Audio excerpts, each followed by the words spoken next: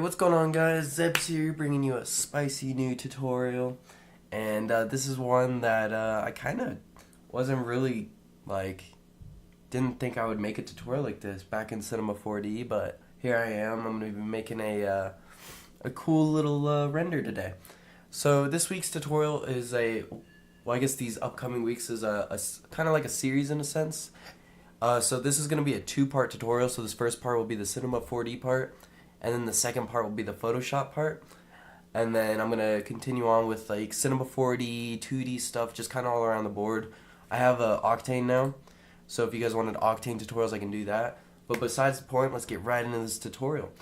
So the first thing what we're going to want to do is we're going to have our logo here. Doesn't matter what logo, but for the sake of this tutorial, I'm just going to use mine. I'm not going to use anyone else's name or stuff. I'm just going to use my logo. And basically what we're going to want to do is we're going to then start off by just getting a landscape. And then we're going to make a spherical. So this kind of just makes like a round, rough-edged sphere if you look at it. So this is pretty useful because there's so many different things you can do with this. Like, if you guys have followed me over the years, I've used this landscape with the spherical on with so many different styles because there's just so many different things you can do with it. So what we're gonna do is, now that we have this, we're gonna push C on our keyboard, and what this will do is it will allow us to use the twist here. So we're gonna get the twist, and we're just going to drag this twist under the landscape so that the parent is the landscape, and we're gonna go fit to parent. And what this is gonna do is it's gonna allow us to, or allow the twist to read what shape we want to twist. So in this case, we want to twist the landscape we just made here. And so when I do fit to parent, it's going to put the square right in where we want it to go. So now that we have fit to parent, it's all lined up and ready to go, what we're going to want to do is we're going to want to change the angle. So when we do that, this is going to start twisting the landscape around.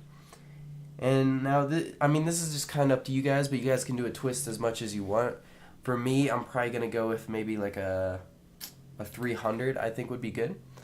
And now that we have this selected and the twist is however you want it to be, while we also still have it selected, we're just going to click this axis right here, the red axis, and we're just going to drag it to the right. And what this is going to do is it's going to make a really cool kind of like morphed, it's kind of hard to explain, but as you can see here, it looks really cool. So we're just going to go with it here, you know what I'm saying?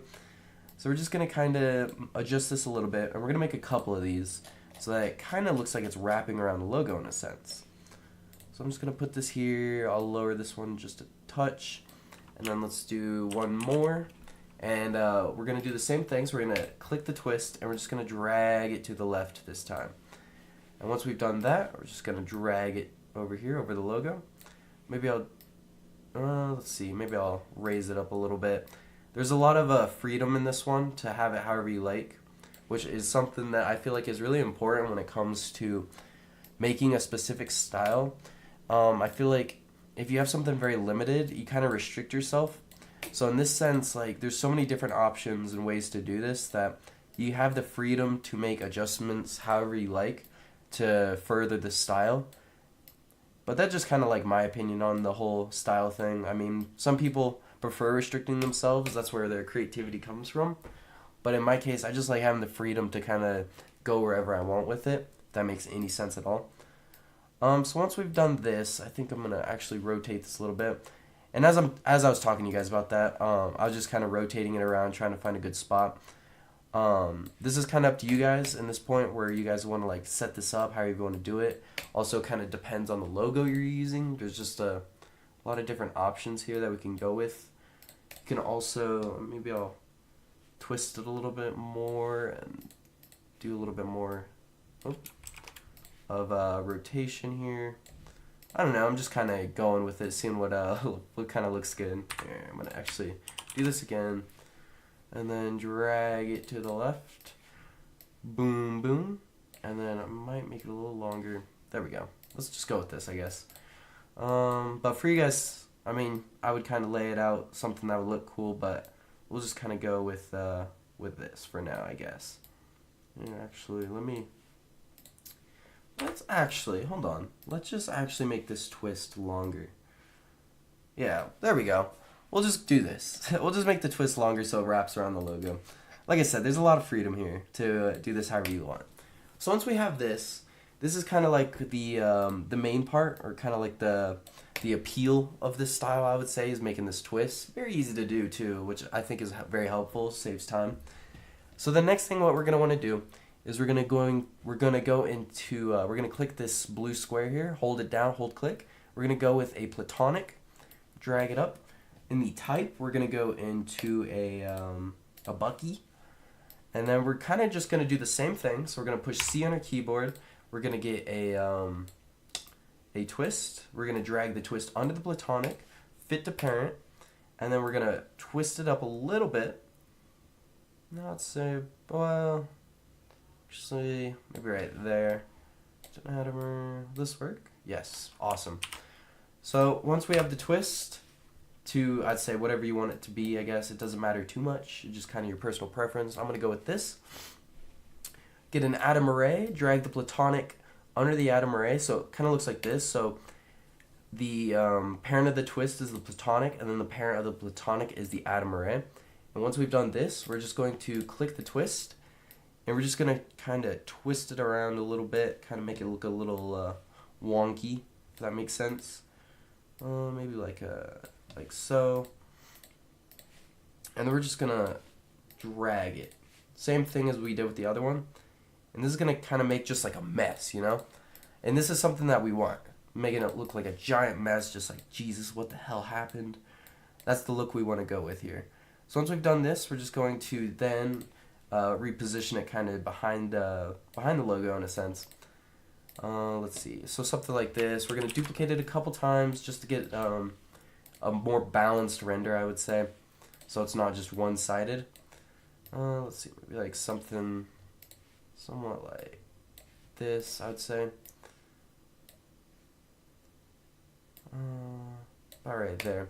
And I would say so far this kind of gives us a good look of what we're trying to do here.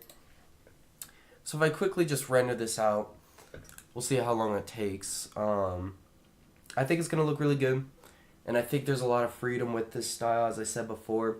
We're going to get into texturing it here in a minute, which I will include down in the description down below for all the texturing and all of that stuff, so you don't need to worry about that.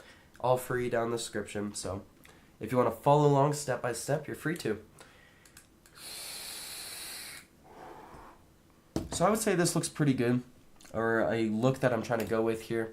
So once we've done this, we're then just going to add a text, and I'm just going to call it Zebs, or whatever the name you want it to be. I guess in my case, we're going to go with Zebs. We're going to change the font. I would say kind of go with like a clean, bulky look, like maybe like, let's see, we could go with a universal. This one. Let's go with a universal serif. Typograph Pro works. I know that one. I feel like a lot of people have this one, so that's a good one to use. Or if you have this one, you can download at dafont.com. Get that. And we're just going to adjust the size using the height here. And we're just going to kind of line it up in the center of the render here. Like so. And once we've done this, we're going to go into caps, fillet cap. And we're going to change both the options to 1. And then I'm just going to kind of, let's see, make sure this text lines up with the logo, like so. And then once we've done that, I mean, I'd say for the most part, the render's pretty much set up. I guess some other stuff we can do would be consisting of adjusting the angle. So it's something like this maybe. But once we do that, I would say we should adjust some of this stuff a little bit more. Maybe bring the Zebs logo up a little bit so it's easier to read. Just something like this. Maybe I'll bring this down just a touch. Just something like that, you know, give it a little pizzazz. Maybe I'll do a little bit more adjustments here. Okay, I'd say this works. So once we have this, now let's get into the texturing. So for this style, texturing is also very easy to do. We're going to go into color, texture. And this texture will be down in the description down below. This cool little like rainbowy kind of look. I think it really works well with what we're going to do here in a second. So once we've done this, we're going to go down to the glow. we're going to turn on the glow. We're going to turn the inner strength down to maybe about 25%, and then turn the outer strength down to 50%. And then we're going to go into luminance, turn luminance on. And we're just going to lower this down to about maybe 15. Let's see. Yeah, I'd say about 15. I'm just going to change this to a soft shadow. Boom. And then I'd say for the most part, that's all you really need to do, the essentials here. I mean, you could add a bump or some displacement if you really wanted. But I'd say for the most part, this will do. And I'm just going to apply this over the text, the atom arrays, everything except the logo, I would say, would be a good choice. And then for this, now what we're going to want to do is we're going to select all of the materials that we just put on the things we hear, and we're going to go to projection, and we're going to set them to cubic, seamless. And then once we've done that, this is kind of like where I would say I don't need to include it, because I feel like most people already have it, and that's just kind of like a random grunge / concrete material.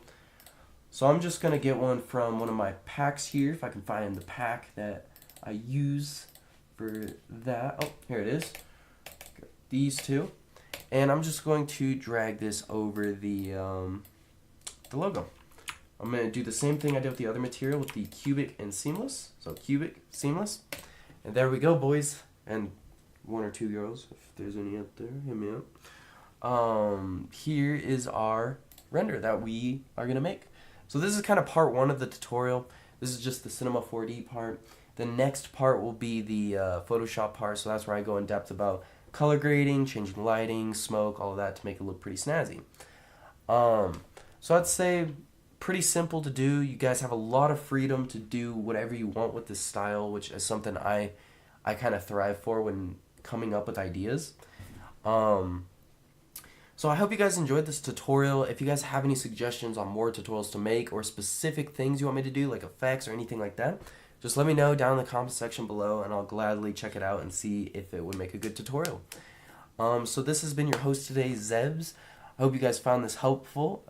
If you did, please leave a like and comment. And I am out. Peace.